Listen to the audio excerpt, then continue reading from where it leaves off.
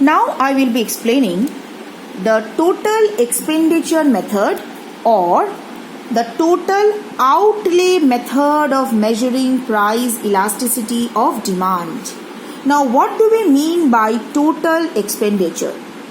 Total expenditure denoted by TE is the product of price P and quantity Q. That means TE is equal to price into quantity. Now according to this expenditure method, elasticity of demand can be measured by considering the change in total expenditure incurred on a commodity as a result of change in the price of the commodity.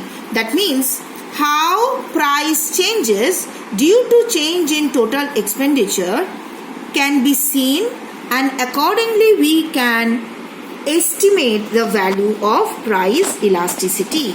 Now let us look at this table which shows the different categories of price elasticity of demand in terms of total expenditure.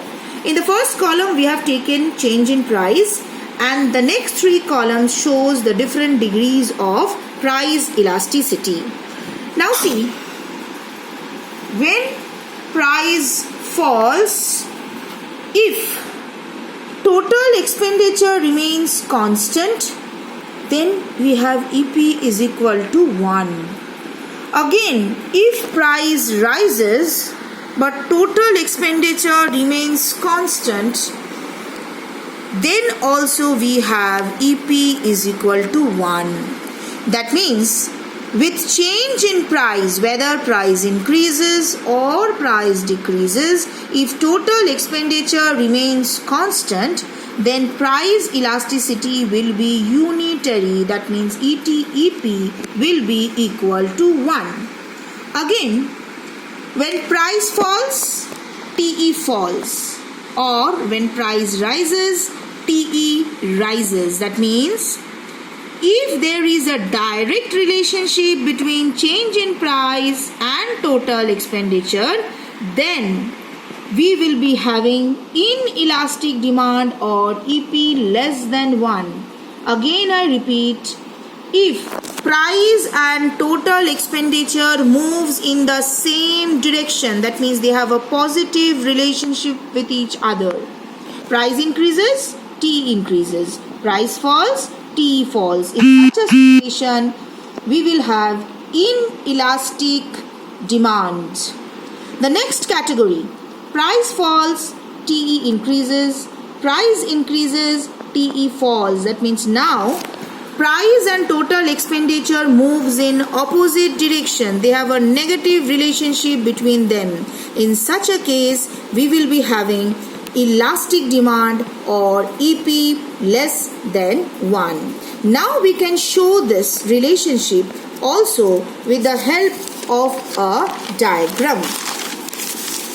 Now before I go to the diagram, let me take one example to show how total expenditure remains constant with the change in price leading to unitary elastic demand.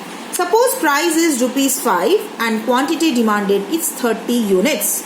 What will be total expenditure? Price into quantity, 5 into 30, 150.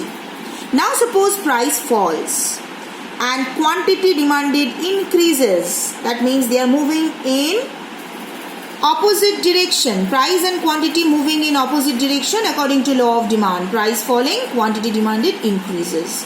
What will happen to total expenditure? Again 3 into 50 will give you 150.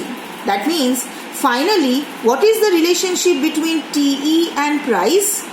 With the change in price, total expenditure remains constant, 150 in this example.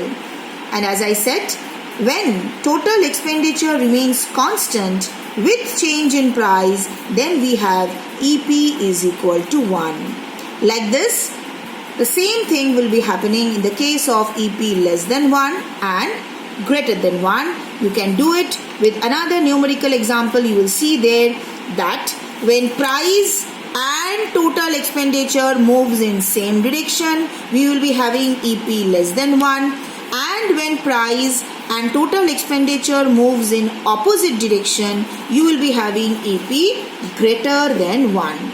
Now let us come to this diagram where we are measuring total expenditure in the x-axis and we are measuring price in the y-axis. Suppose initially you have price P4 when the total expenditure is M.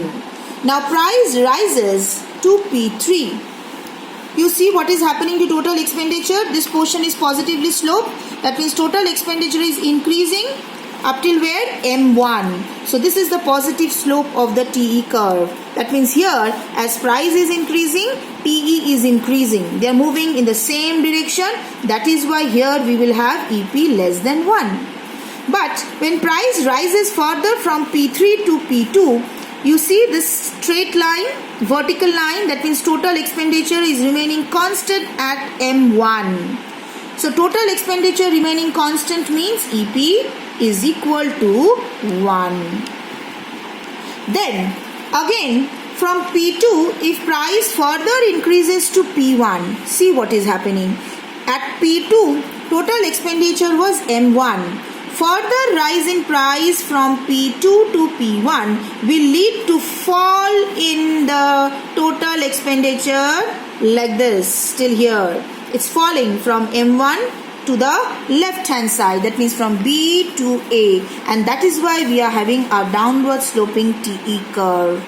So here when price is increasing but total expenditure falling, that means price and TE moves in the opposite direction, then we have EP greater than 1. So this is how the total expenditure method is used to measure the price elasticity of demand.